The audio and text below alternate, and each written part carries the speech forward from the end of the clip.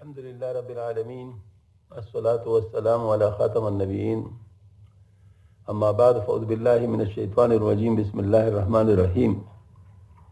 معزز خواتین و حضرات، آج اتوار کا دن ہے۔ اتوار کے دن بھی ہمارے ہاں حضرت مولانا روم رحمۃ اللہ علیہ ان کے مثنوی شریف سے درس ہوتا ہے۔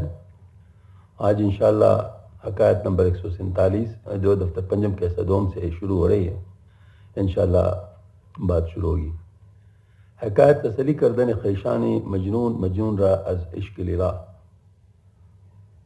حکایت مجنون کے اقارب کا مجنون کو لیلا کے عاشق ہونے سے روکنا۔ ابلہاں گفتند مجنون راز جہل، حسن لیلا نیست چندہ ہست سہل۔ قبیلے کے چند بیوقوفوں نے بیوقوفی سے مجنون سے کہا، لیلا کا حسن کچھ نہیں معمولی ہے۔ ان لوگوں کو بیوقوف اس بنا پر کہا کہ اس نصیحت سے کم ہونے کے بجائے الٹا ترقی کرتا ہے، بس نصیحت کے ذریعے اس کو روکنے کی کوشش کرنا سراسر جہالت ہے۔ بہتر از وے صد ہزارہ دل ربا، ہست ہم چوما اندر شہر ماں۔ اے صاحب، ہمارے شہر میں سے بہتر لاکھوں معشوقے چند کسی موجود ہیں۔ نازنی ترزو ہزارہ ہو روش، ہست بگزیزا ہما یک بار خوش۔ ہزار حور کسی خوبصورت عورتیں سے زیادہ نازنین موجود ہے، ان میں سے ایک مرتبہ خوشی کسی کو انتخاب کر لو۔ دارہ خدرا و مارا نیز ہم از چنی سودائے دشت محتمم۔ ایسے برے و بدنام عشق سے اپنے آپ کو بچاؤ اور ہم کو بھی اس بدنامی کے داغ سے نجات دلاؤ۔ گفت صورت کوزہ است حسن میں خدایم میدہد است ظرف وے۔ مجنون نے کہا کہ صورت کو کوزہ ہے اور حسن شراب ہے، خدا تعالیٰ کے طرف سے صورت سے مجھے یہ شراب پلاتا ہے۔ یعنی یہ متعین خاص مثل کوزہ ہے جس میں حسن حق کا مشاہدہ ہوتا ہے، مگر اس شخص کا حصہ ہے جس کی نظر عشق کی وجہ سے حق بین ہو جائے۔ مرش مارا سر کے داد از کوزہ عشق، تانا باشد عشق اوتا گوش کش۔ تم کو اس کی کوزہ صورت سے سر کا دیا ہے تاکہ اس کا عشق تمہارے کان نہ پکڑے، یعنی تم کو اس کے حسن کی پرکھ پہچان نہیں، اس لیے اس کا عشق تم پر غلبہ نہیں پاتا۔ از یکی کوزہ دہد زہر و اصل، ہر یکی را دست حق کے عز و جل۔ خدا عزوجل کا ہاتھ ایک ہی کوزے سے ہر ایک کو زہر اور شہد دیتا ہے، کیونکہ متعین دو چیزوں پر مشتمل ہے، ایک حسن ذات اور دوسرا شیء متعین۔ کوزہ میں بینی ولیکن آشراب رونمائن بچش میں نا ثواب۔ تم کوزہ کو دیکھتے ہو لیکن وہ شراب نادرست آنکھ سے نظر نہیں آتا، کیونکہ کوزہ متعین نظر آتا ہے مگر حسن ذات عاشق کے سوا کسی کو نظر نہیں آ سکتا۔ تو تم کوزہ کو دیکھتے ہو لیکن وہ شراب نادرست آنکھ سے نظر نہیں آتا، کیونکہ کوزہ نظر آتا ہے مگر حسن ذات عاشق کے سوا کسی کو نظر نہیں آ سکتا۔ قاصرات الطرف باشد ذوق جان، جز بخصم خویش ننمائد نشاں۔ روحانی ذوق اپنی نگاہ کو محفوظ رکھنے والا ہوتا ہے، سوائے اپنے اہل کے اور کسی کو یہ نشان نہیں دکھاتا۔ بعض شرح کے نزدیک یہ شعر الحق ہے۔ قاصرات الطرف کا لفظ اس آیت سے ماخوذ ہے، فیہن قاصرات الطرف لم یطمثن انس قبلہم ولا جان۔ یعنی جو بشر کی عورتوں کے بارے میں نازل ہوئی ہے، ان پاکدامن حوریں ہوں گی جو غیر کی طرف آنکھ اٹھا کر کبھی نہیں دیکھیں گے، اور جنت سے پہلے نہ تو کسی انسان نے ان پر ہاتھ ڈالا ہوگا نہ کسی جن نے۔ قاصرات الطرف باشد آمدام، وی حجاب طرفہا ہمجو خیام۔ وہ شراب نگاہ اغیار سے روکنے والی ہے، وہ شراب نگاہ اغیار سے روکنے والی ہے، اور یہ پیالوں کے حجاب خیموں کے مانند ہے جن میں پردرشین عورتیں چھپی ہوتی ہیں۔ چنانچہ حور مقصورات فی الخیام، وہ عورتیں حوریں ہوں گی جو اپنے رہنے کے خیموں میں بند بیٹھی ہیں۔ مطلب یہ ہے کہ اچھا آگے فرماتے جس طرح لیلا کو حسن ایک کے لیے جالب محبت اور دوسرے کے لیے باعث نفرت ہے، اس طرح یہ شراب ذوق ایک کے لیے تریاق اور دوسرے کے لیے زہر ہے۔ اس کی چند مثالیں پھر پیش فرماتے ہیں۔ ہست دریا خیمہ دروے حیات بترا لیکن کلاغاں راممات۔ مثلا دریا ایک چشمہ ہے جس میں بطخ کے لیے زندگی اور کووں کے لیے موت۔ زہر باشد مار را ہم قوت و برگ، غیر او را زہر او در دست مرگ۔ مثلا زہر سام کے لیے روزی اور سامان ہے، دوسری کے لیے اس کا زہر مرض موت ہے۔ صورت ہر نعمت و محنت ہست ایراد و دخارا جنت۔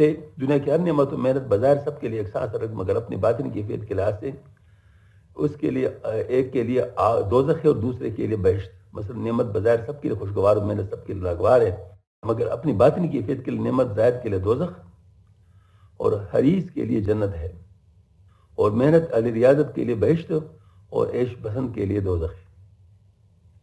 سب سے بڑا مثال دنیا سجن المومن و جنت الکافر، حدیث شریف سے بالکل سامنے آئی. دنیا ایک ہی چیز ہے، دنیا ہے، لیکن آپ سے فرما رہے ہیں کہ یہ کافر کے لیے جو ہے نا مطلب ہے کہ وہ جنت ہے، اور مومن کے لیے کیا خانہ ہے.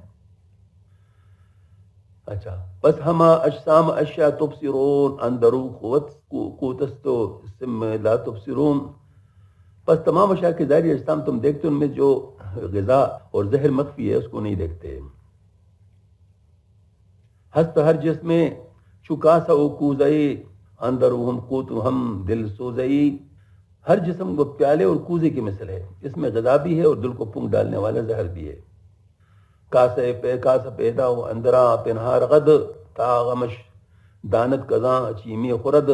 پیالہ ظاہر ہے اور اس میں خوشگوار غذا مخفی ہے، اس کو کھانے والا جانتا ہے کہ کیا کھاتا ہے.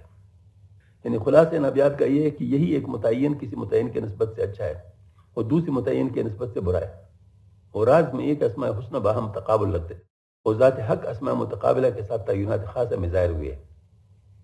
بس وہی تضاد ہر متعین میں ظاہر ہوا ہے. چنانچہ متناسب اسماء کے مظاہر میں مناسبت، محبت بلکہ عشق پیدا ہو جاتا ہے، اور متضاد اسماء کے مظاہر میں منافرت اور عداوت پیدا ہو جاتی ہے. سبحان اللہ سبحان اللہ. حضرت ہند جس وقت مسلمان ہوئی تو ان کے الفاظ یہ تھے، کل تک آپ سے کہہ رہی تھی، کل تک آپ کا خیمہ میرے لیے سب سے زیادہ برا خیمہ تھا، سب سے زیادہ برا تھا، اور آج یہ خیمہ میرے لیے سب سے زیادہ اچھا خیمہ ہے. کائے پلٹ جس کو ہم کہتے ہیں. حضرت عمر رضی اللہ عنہ پہلے آ رہے ہیں آپ سے ان کو شہید کرنے کے لیے، اور پھر بعد میں جو ہے نا آپ سے کا محافظ بن جاتے. ہاں جی، تو یہ مطلب جس کو کہتے ہیں نا کون سے مطلب اسم کا کسی کے اوپر پرتو پڑا ہے، اس کے لحاظ سے مطلب اس میں وہ اثر ظاہر ہو جاتا ہے کسی چیز کے بارے میں. تو یہ حضرت نے مطلب گویا کہ مختلف جو احوال ہوتے ہیں لوگوں کے، ایک ہی قسم کی چیز سے اس کو ظاہر فرمایا ہے کہ مطلب مختلف احوال وارد ہوتے ہیں لوگوں پر ایک ہی چیز سے. ہاں جی، صورت یوسف چجا میں بود خوب ذاپ در میں خرد صد بادا تروب. حضرت یوسف علیہ السلام کی صورت ایک خوبصورت پیالے کی مانند تھی، جس سے ان کے والد یعقوب علیہ السلام سینکڑوں قسم کے نشاد زار شراب نوش فرماتے تھے. بعض اخوارا ازاں زہرا بود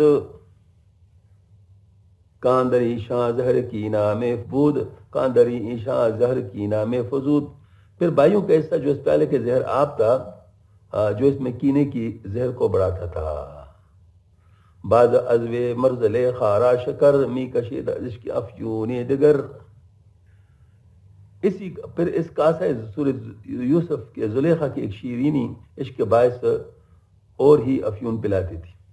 غیر آنچی بود مر یعقوب را بود از یوسف غذا آخوب را. اس حسینہ کو حضرت یوسف علیہ السلام کی صورت سے غذا، اس غذا سے جداگانہ حاصل تھی جو یعقوب علیہ السلام حاصل کرتے تھے. یعنی یوسف علیہ السلام کا حسن یعقوب علیہ السلام کی ایک اور حیثیت سے اور زلیخا کو دوسری حیثیت سے مشہود ہوتا تھا. چنانچہ اس حسن کو حسن متعین دیکھتی تھی، اس لیے اس سے تلذذ نفسانی چاہتی تھی، اور یعقوب علیہ السلام کو اس متعین میں حسن ذات ما جمیع اسماء و صفات مشہور ہوتا تھا، اس لیے اس سے علوم و معارف کے اضافہ تھے. یعنی کیا بات ہے، یعنی ہر شخص کا اپنا اپنا جس کو کہتے ہیں نا یعنی مقام ہے، کیفیت ہے کہ اس کا نفس کس لیول پر ہے. نفس مطمئنہ کسی چیز سے کیا چاہتا ہے اور نفس امارہ کسی چیز سے کیا چاہتا ہے. ہاں جی، ایک ہی چیز ہوتی ہے لیکن نفس امارہ کا اس میں طلب اور ہوتی ہے اس سے، اور نفس مطمئنہ کی اس سے طلب اور ہوتی ہے. مثال کے طور پر یوسف علیہ السلام نے کہا کہ مجھے آپ وزیر خزانہ بنا دیں، تو یہ آج کل لوگوں کے لیے بہت مطلب وہ بنا ہوا ہے نا کہ مطلب انسان اپنے طور پہ طلب کر سکتا ہے، لیکن وہ وزیر خزانہ بننا وہ امین بننے والی بات تھی اور ان کی حفاظت کے لیے تھا،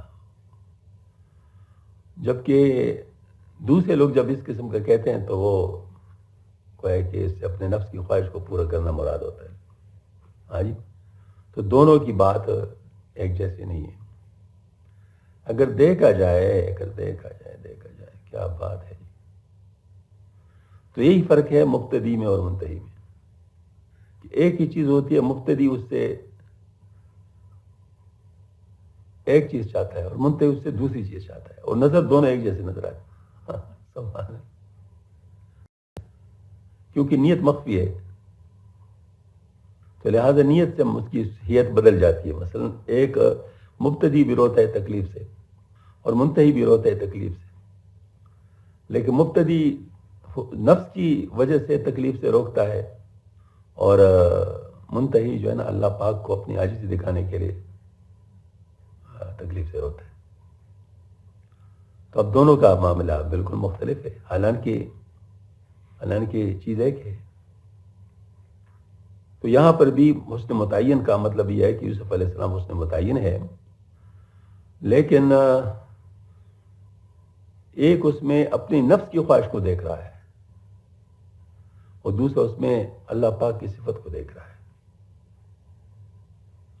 یہ دو باتیں مختلف ہیں اور یہی امتحان بھی ہے. مطلب اسی وجہ سے لوگ اہل اللہ کے کاموں کو اپنے اوپر قیاس کر لیتے ہیں. دو طرح اپنے اوپر اس طرح قیاس کرتے ہیں کہ اول ان کی پاک نیتوں سے جو کام ہو چکا ہوتا ہے وہ اپنے بری نیتوں سے ان کو اپنے نفس کی خواہشوں کے لیے چاہتے ہیں. تو یہ بھی مختلف ہو گیا کہ مطلب یہ ہے کہ دوسرا یہ ہے کہ اہل اللہ مطلب جو ہے نا وہ جس بدگمانی خود چونکہ اپنے نفس کے اندر گند ہوتا ہے تو جو چیز اپنے لیے سمجھتے ہیں کہ میں تو اس وجہ سے لے رہا ہوں تو اول اللہ پر بھی وہی گمان کرنے لگتے ہیں کہ وہ انہوں نے بھی اس وجہ سے کیا ہوگا. یہ مشاجرات صحابہ جو ہے اس کی بڑی مثال ہے کہ وہ سمجھتے ہیں شاید وہ حکومت کے لیے کر رہے تھے. ہاں جی، تو ظاہر مطلب ہے کہ وہ اس طرح تو نہیں ہے. اب دیکھو استغفار ہم بھی کرتے، استغفار آپ صلی اللہ علیہ وسلم بھی کرتے تھے، تو ہم تو گناہ سے استغفار کرتے ہوں تو درجات کا استغفار تھا. تو یہ بات ہر ایک کو نہیں سمجھ میں آتی ہے نا، تو اس کو سمجھانا پڑتا ہے. تو حضرت اسی کو سمجھانے کی گویا کی کوشش فرما رہے ہیں. گونا گونا شربتوں کو ضائع کے، سبحان اللہ، کیا کیا بات ہے. گونا گونا شربتوں کو ضائع کے، تان ماند درمی غیبت شکے. غرض طرح طرح کی شربتیں کو ضائع کے تاکہ شراب غیب میں تم کو کوئی شک نہ رہے. بعد از غیبست کوزہ زی جہاں، کوزہ پیدا بعد دروے بس نہاں. شراب عالم غیب سے اور کوزہ اس جہاں سے. کوزہ ظاہر ہے اور شراب اس میں نہایت مخفی ہے. بس نہاں از دیدہ نامحرمہ، لیک بر محرم ہویدہ وہ عیاں. یہ شراب غیب جو ہے نامحرم لوگوں کی نظر سے محفی ہے، نہایت محفی ہے، لیکن محرم پر ظاہر و نمایاں ہے. یا الہی سکرت ابصارنا فاعف عنا ثقلت اوزارنا. سبحان اللہ. الہی ہمارے قلوب کو بنائی بند کر دی گئی ہیں، پس ہم کو معاف فرما، ہمارے گناہوں کے بوجھ بھاری ہو گئے. یا خفیا قد ملات الحافقین قد علوت فوق نور المشرقین. وہ جو ہماری نگاہوں سے مخفی ہے، تو نے مشرق و مغرب کو پر کر دیا. مشرق مغرب کے تمام کائنات تیرے شیونات ہے. تو موسم گرما سرما کے دونوں مشرقوں کے نور سے اعلیٰ ہے، کیونکہ تیرا نور تمام انوار متعینہ سے بالا تر ہے. قد علوت فوق نور المشرقین. سبحان اللہ. واہ. انت سر کاشف اسرارنا انت فجر مفجر نہارنا، تو راز ہے اور ہر شے کا باطن ہے، اور باوجود اس بطن کے ہمارے اسرار کو عیاں کرنے والا ہے۔ تو نور مطلق ہے اور ہمارے مرادات کی نہروں کو جاری کرنے والا ہے۔ یا حفی ذات محسوس العطا انت کلمائی ونحن کررہا، یہ چھپی ذات والے اور محسوس عطا والے، تو گویا پانی اور ہم چکی کے مانند ہے، یعنی ہم چل رہے ہیں تیری وجہ سے۔ تیری ذات ہمارے ابصار و عقول سے مخفی ہے، کسی کے حواس اور عقل تیری ذات کی حقیقت کو نہیں پہنچ سکتی، اور تیرے عطا ہم مشہور معلوم ہے، اس عطا سے معطی پر استدلال کر سکتے ہیں۔ اس لیے حدیث میں آئے تفکر فی الآیت فی علائہ ولا تفکر فی ذاتی، یعنی اس کی بخشوں میں غور کیا کرو، اس کی ذات میں غور نہ کرو، جس کی مثال سے مقصود یہ کہ ہم تیرے تصرف میں جدھر تو چاہتا ہے ہم کو پیر دیتا ہے۔ انت کرریح ونحن کالغبار یحتفی الریح وغبرہ جہار، تو ہوا کی مانند ہے اور ہم غبار کی مثل ہے، ہوا مخفی اور اس کا غبار ظاہر ہے۔ تو بہاری ماچو باغ سبز و خوش اون ہاں آشکارا بخشش، تو بہار ہے ہم تیری دولت سرسبز و شاداب کے باغ کی مانند ہے، وہ پوشیدہ ہے اور اس کی بخش ظاہر ہے۔ تو چو جانی ماں مثال دست و پا قبض و بست دست از جاں شد روا، تو جان کی مانند ہے اور ہم ہاتھ پاؤں کی مثل ہے، ہاتھ کا سکڑنا اور پھیلنا جان کی بدولت ہی تو ہے۔ تو چو عقلی ماں مثالی ای زبان، تو چو عقلی ماں مثالی ای زبان از عقل میں باعث بیاں، تو عقل کی مانند اور ہم زبان کی مثل ہے، یہ زبان عقل کے بدال بیان کی توفیق پاتی ہے۔ تو مثالی شادی و ماخند ایم کی نتیجہ شادی فرخند ایم، تو خوشی کے مانند اور ہم ہنسی ہے، جو مبارک خوشی کا نتیجہ ہے، ان خوشی سے ہی ہنسی آتی ہے۔ جنبش ماں ہر دم خود اشہدست کے گواہ ذوالجلال سرمدست، ہماری حرکت ہی ہر وقت بہت بڑی گواہ ہے، جو خداوند ذوالجلال ہمیشہ رہنے کے وجود پر گواہی دیتے ہیں۔ بقول نظامی گنجوی، بلے در تبار دانند ہست کہ با گردانند ہست، اداں چرخا کی گردانند زنے پیر قیاس چرخ گرداں از ناگیر، گردش سنگ آسیا در اضطراب اشد آمد برد جودی جوئی آپ، پتھر کی چکی کا بے قراری میں گردش کرنا پانی کے نہر کے وجود کی بہت بڑے گواہ ہے۔ یعنی چکی چل رہی ہے اور وہ پانی کی چکی ہے، تو جو جاننے والے ہے وہ کیا کہے گا؟ کہے کہ پانی چل رہا ہے۔ اگر وہ پانی چکی کو چلتے ہوئے دیکھ اور کہہ دے کہ پانی چل رہا ہے تو اس کی بات بالکل صحیح ہوگی، کیونکہ اس کو پتہ ہے کہ چکی پانی سے چلتی، تو جب چکی چل رہی تو ویسے تو چل نہیں سکتی، تو اس کا مطلب پانی چل رہا ہے۔ ہاں جی۔ دوسری طرف ایک شخص سائے کو دیکھتا ہے، کہتے اگر سایہ ہے تو اس کا مطلب دھوپ بھی ہے، اس کو دھوپ پر اس کو اشارہ کر لیتا ہے۔ یعنی گویا کہ ایک ضد سے بھی پہچان ہوتی ہے اور یعنی کہ اس چیز کے اثر سے بھی پہچان ہوتی ہے۔ تو یہ حضرت مسلسل، اور دیکھ رہے ہیں آپ انداز کہ عربی کے اشعار جب تھے حضرت کے، کیسے فی البدی اشعار اور کس جوش کے ساتھ وہ اشعار کہیں گے۔ ہاں جی، کس جوش کے ساتھ اور کس، تو یہ جس وقت اس قسم کی بات آ جاتی تو حضرت کی زبان پہ سبحان اللہ، تو یہ بھی ایک اس بات کی گواہ ہے کہ اللہ تعالیٰ ان کو ذریعہ بنا رہے تھے۔ یعنی جیسے چکی کی مثال آ گئی نا کہ پانی چل رہا ہے، تو اس کا مطلب ہے کہ جب اس قسم کے اشعار آئے تو اس کا مطلب ہے کہ اللہ تعالیٰ اس کو اس مقصد کے لیے استعمال کر رہا تھا۔ اے برو از وہم قیال قیل من خاک برفر کی منو تمثیل من، یہ بہت مشہور شعر ہے، اکثر تانوی رحمۃ اللہ علیہ اپنے بیانات میں اس کو یاد فرماتے ہیں۔ اے برو از وہم قیال قیل من، اے کہ تو ہمارے وہم سے اور ہمارے قال و قیل سے بہت ہم نہیں پہنچ سکتے، خار برفر کی منو تمثیل من، اور میں تمثیل کے سر پر خاک ہوں، میری تفصیل سے بہت آگے، میں مثال کیسے دے سکتا ہوں؟ بند نشکی بد سے تصویری خوشت ہر دمے گویت کے جانم مفرشت، مگر کیا کرے بندہ تیرے تصور سے صبر نہیں کر سکتا، اور تصور کے لیے تمثیل لازم ہے، اس لیے تیرے تمثیل بیان کیا جاتا ہے۔ چنانچہ وہ شدت اشتیاق سے ہر دم یہ کہتا ہے کہ میری جان تیرا فرش ہو۔ یعنی یہ اصل میں حضرت مجدد صاحب رحمۃ اللہ علیہ یہ فرمایا ہے، اور حضرت شاہ ولی اللہ رحمۃ اللہ نے بھی فرمایا ہے کہ اصل تو تنزیہ ہے لیکن ابتدا میں تشبیہ ہوتی ہے۔ کیونکہ تشبیہ سے کے بغیر سٹارٹ نہیں لیا جا سکتا. ہاں جی. تو مبتدی تشبیہ کے ذریعے سے اپنی تسلی کرتا ہے، لیکن جو وہ منتہی بنتا جاتا ہے، انتہا کی طرف جاتا ہے، تو تشبیہ تنزیہ میں بدل رہی ہوتی ہے. مطلب وہ چیزیں، مطلب وہ جب وہ دور ہو رہی ہوتی ہیں، صفات سے نظر ذات کی طرف جا رہا ہوتا ہے. ہاں جی. تو ظاہر ابتدا تو صفات سے ہوگی. میں ذرا تھوڑا سا عرض کروں اس کے بارے میں.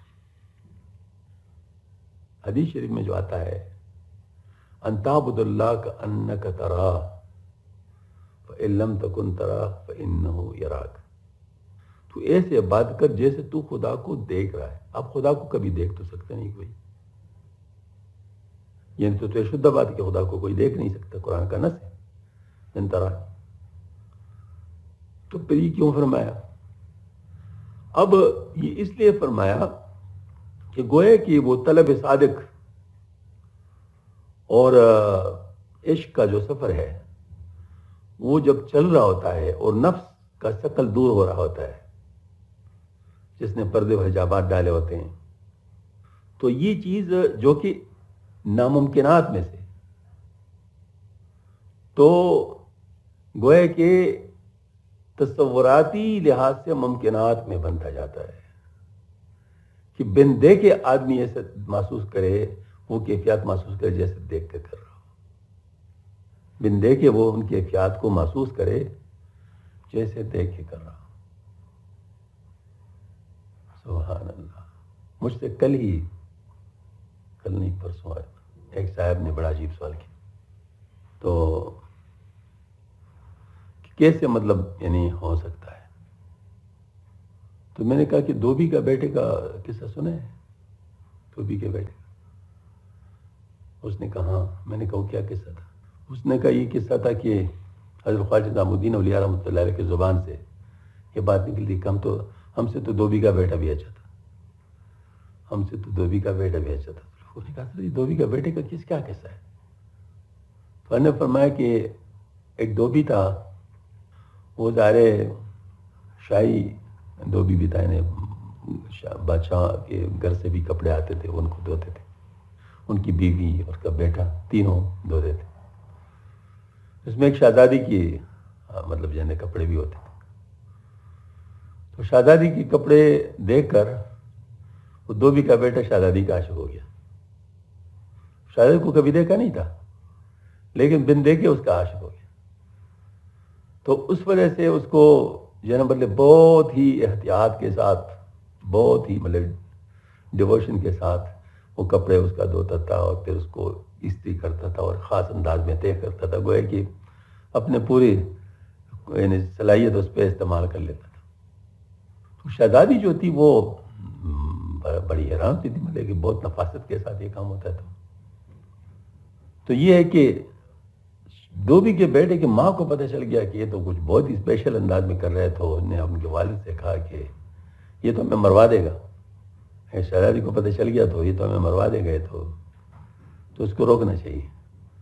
تو اس کو روک لیا. انہوں نے کہا بھائی تو ان کے کپڑے نہیں دھوئے گا. تو وہ ان کی مطلب ظاہر جو اس کی ماں ہے اس کو دھوتی تھی. اب یہ جو ہے نا مطلب اس کا ایسا ہوا کہ یہ بھی مطلب عاشق تھا، تو جب ان سے لے لیا گیا کام تو بیمار ہو گیا. کچھ دن بیمار رہ کے مر گیا. ہاں جی. ادھر شہزادی جو ہے وہ مطلب ان نے جب دیکھے کپڑے اس طرح صاف بھی نہیں ہوتے، اس طرح وہ بھی نہیں ہوتے، تہ بھی نہیں ہوتے، استری بھی نہیں ہوتے، تو ان نے پوچھا مطلب اس عورت سے دوبن سے کہ کون میرے کپڑے دھوتا تھا پہلے؟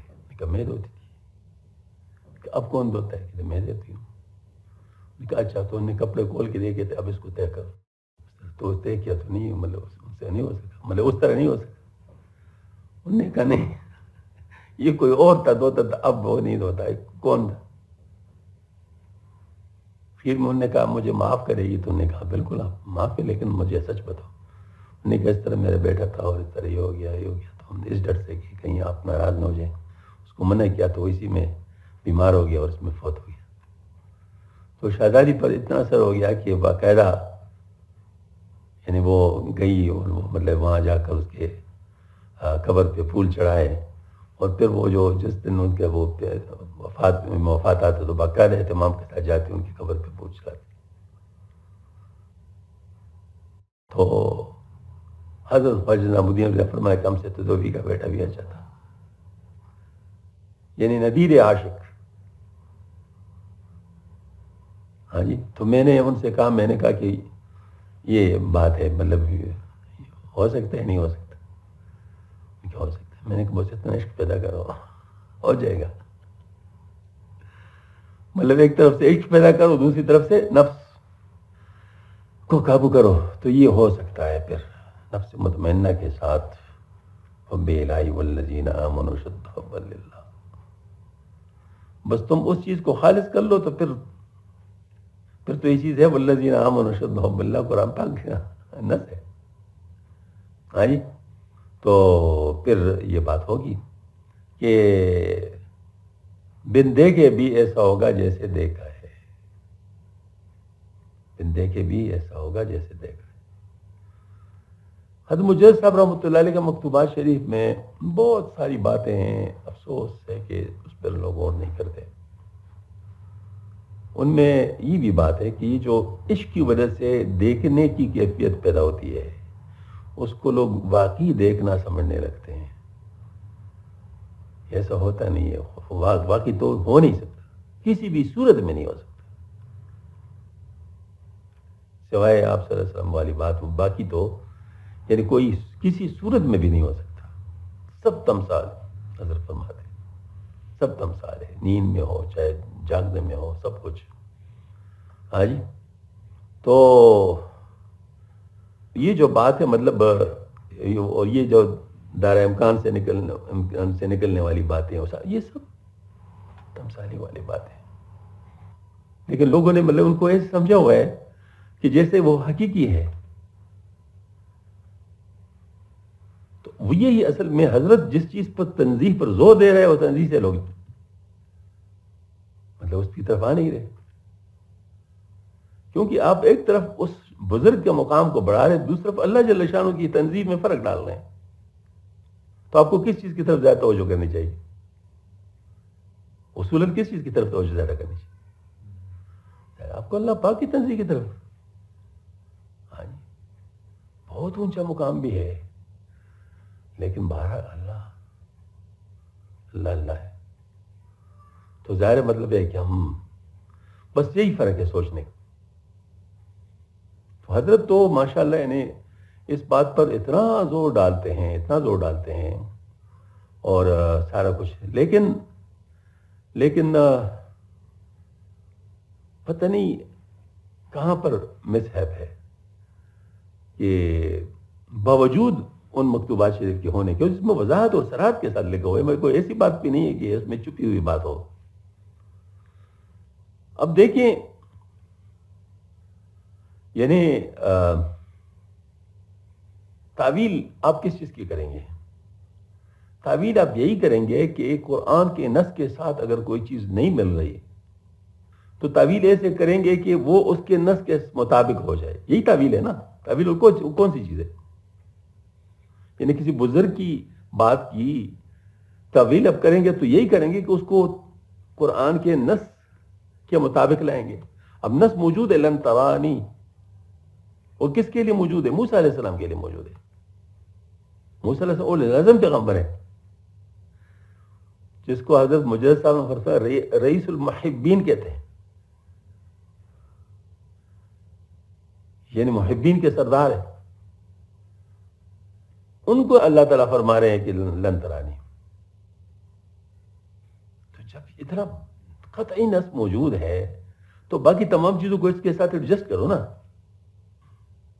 جیسے حضرت نے ایڈجسٹ کیا ہے.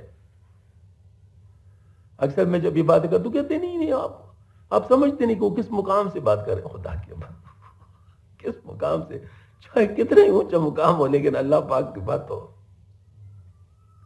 اس پہ تو ہم دوسری بات نہیں کر سکتے نا. تو یہ اصل میں بات ہے کہ لا الہ الا اللہ. اور اکثر مجھے اس بات کا بھی طعنہ دیا جاتا ہے کہ وہ حضرت مجدد صاحب جو فرمایا تھا کہ میرے رگ فاروقی پڑھنے کے لگتی تو مجدد تو تم تو مجدد نہیں ہو. میں نے کہا مجدد کے پیچھے چلنے والا تو ہوں.